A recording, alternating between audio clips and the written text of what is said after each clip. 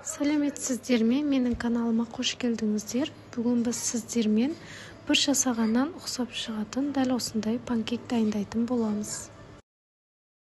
Бұл үшін бізге 2 жұмыртқа қажет болады.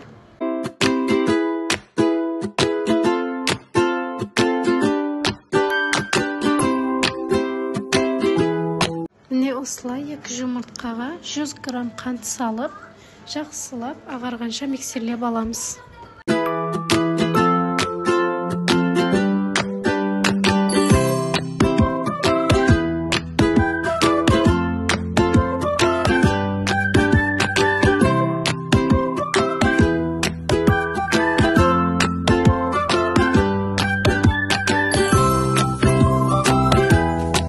Ағартып алдық.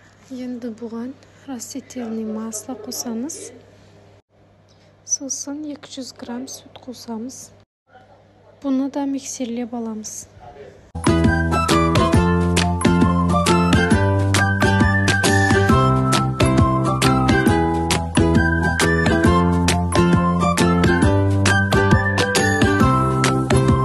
Енді сұйық массамызға 180 грамм ұнды үпкіштен өткізіп, барлығын салып аламыз. Бұны да миксерлеп аламыз.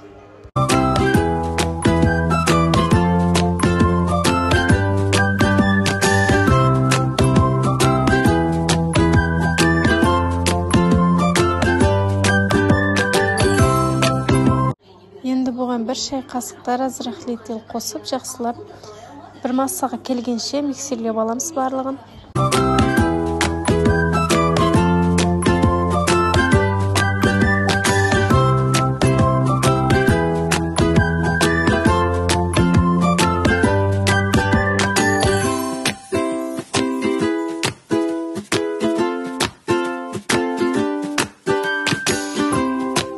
Миксерлеп болдық. Міне бізде осындай сұйық масса дайын болады. Енді бұны сковородкаға салып пісіріп ала берсек болады. Ескерте кетейін, панкейкті өте баяу отта пісіретін боламыз. Болмаса панкейктің асты күйіп, беті сұйық күйінде қалып қояды.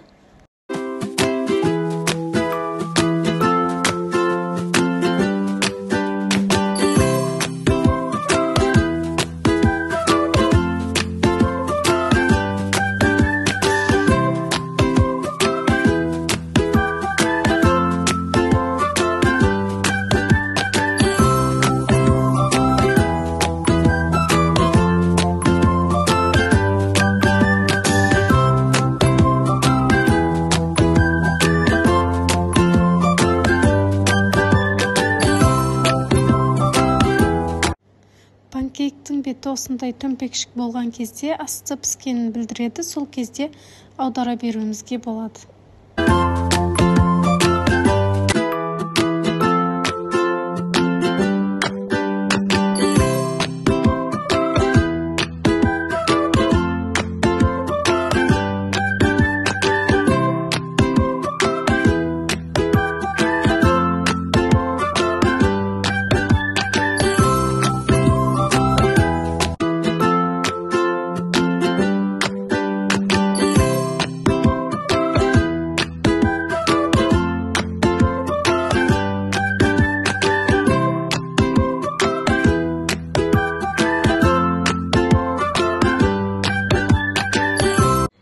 Панкейктеріміз осындай жұмсақ, дәмді болып пісіп шығады.